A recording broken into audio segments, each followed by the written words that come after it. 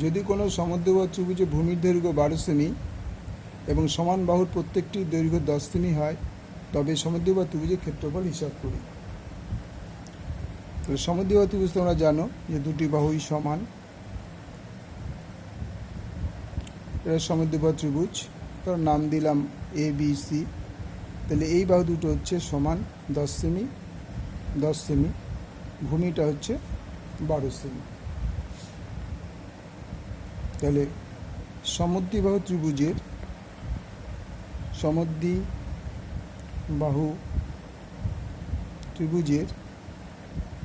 সমান বাহু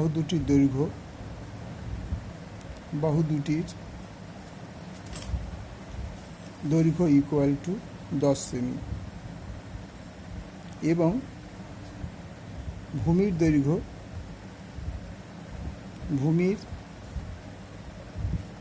ইকুয়াল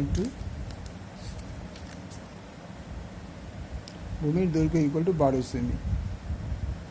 ঠিক আছে, এবার বলছে সমদ্বিবাহু ত্রিভুজের ক্ষেত্রফলটা কত। আমরা জানি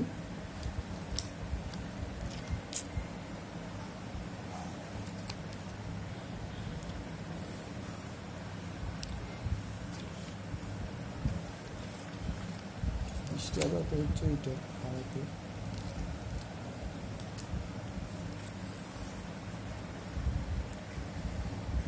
সমদ্বিবাহু ত্রিভুজের ক্ষেত্রফল, সমদ্বিবাহু ত্রিভুজের ক্ষেত্রফল ইকুয়াল টু 1/2 ইন্টু ভূমির দৈর্ঘ্য ইন্টু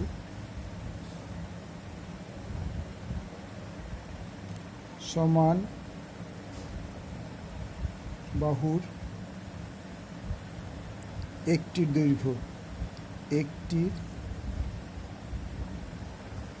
দৈর্ঘ্য স্কোয়ার ভূমির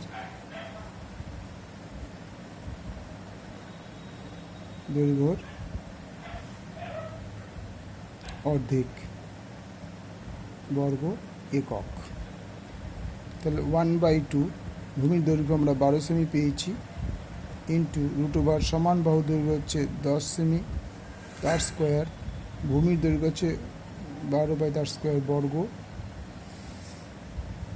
সেমি, 6 কেটে গেল, 6 ইন্টু 100, এটা কেটে দিলে 6 হয়, তার মানে 36 ইজ ইকুয়াল টু 6 ইন্টু 64,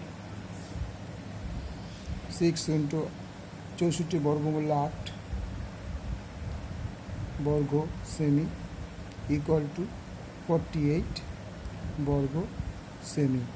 তাহলে সুতরাং সমদ্বিবাহু ত্রিভুজের ক্ষেত্রফল ইকুয়াল টু 48 বর্গ সেমি। ওকে।